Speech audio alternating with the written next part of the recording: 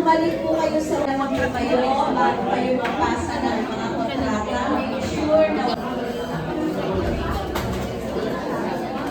Di makulot. Di malungkot.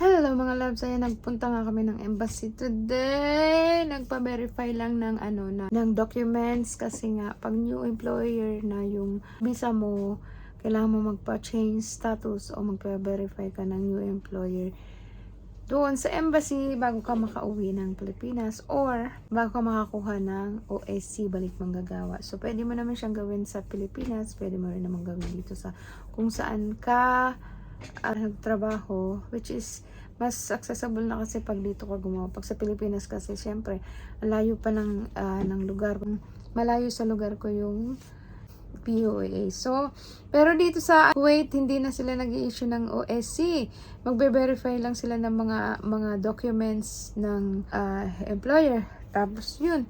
Tapos sa Pilipinas rin naman pupunta rin doon tayo para makuha yung o para mag-apply ulit nung OSC. So, anong mga kailangan ng mga verification, mga loves? So, para mabilis na kayo pumunta, especially dito sa Kuwait, para mabilis na yung pila nyo, dire-diretso na kayo.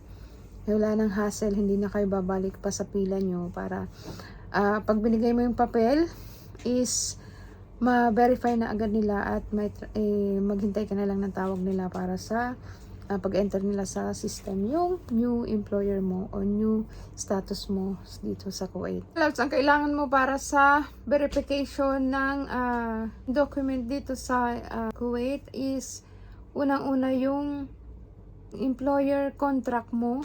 Ang pangalawa is yung passport copy. Pangatlo is civil ID ng original, copy ng civil ID, and also yung English translation ng civil ID.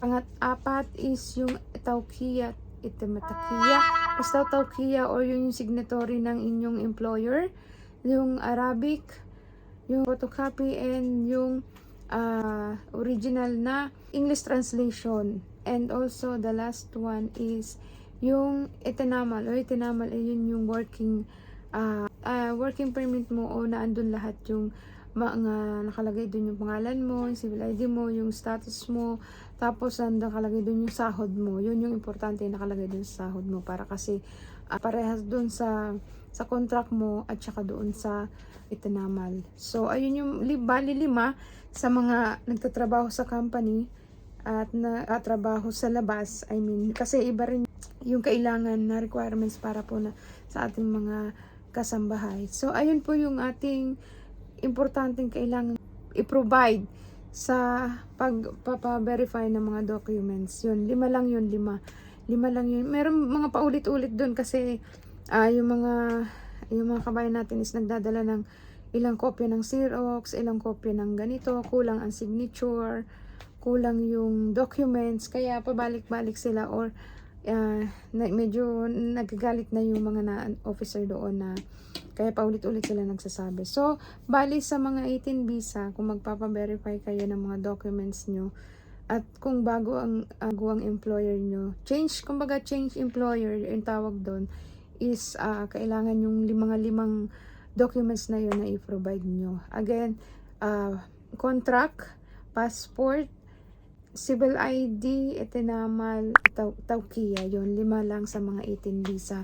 Yung civil ID at saka yung tawkiya or signatory na tinatawag, yun at saka yung itinamal, yun yung bibigyan o magpapatranslate tayo ng English. Syempre nga naman hindi man nila naiintindihan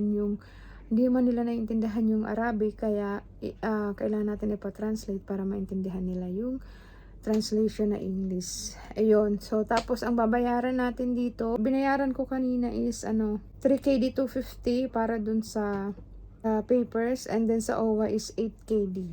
Tapos kung tutuloy-tuloy ka rin at dito mo na rin ipaprocess yung pag-ibig mo, magbabayad ka ng 20KD. So, ayun yung ginawa ko para pa-verify ng documents new employer. Kumbaga, para makakuha ka ng OSC o balik manggagawa sa ating mga OFW. So, ayun. Mabilis naman yung pila kasi maraming mga officer o maraming empleyado na gumagalaw doon.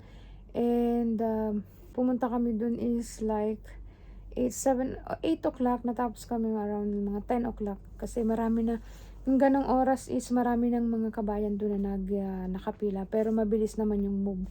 Maaga ka lang talagang pumunta. So, at saka kapag maayos yung mga documents na dala mo or complete documents ka, mabilis lang talaga yung pag-process ng papers mo.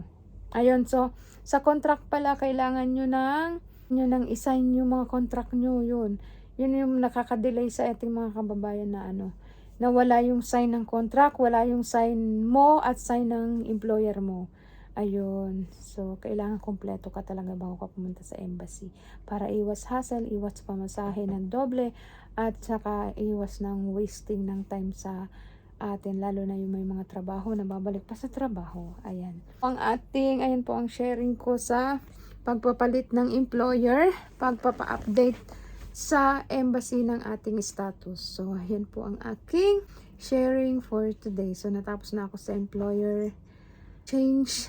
Ngayon naman ay hindi pa rin ako tapos sa aking mga pusa. So, ating video for today kung paano magpa-verify dito sa Kuwait ng mga new employer o bagong kumpanya na mga OFW. Bye! God bless! Please do subscribe, like, and share.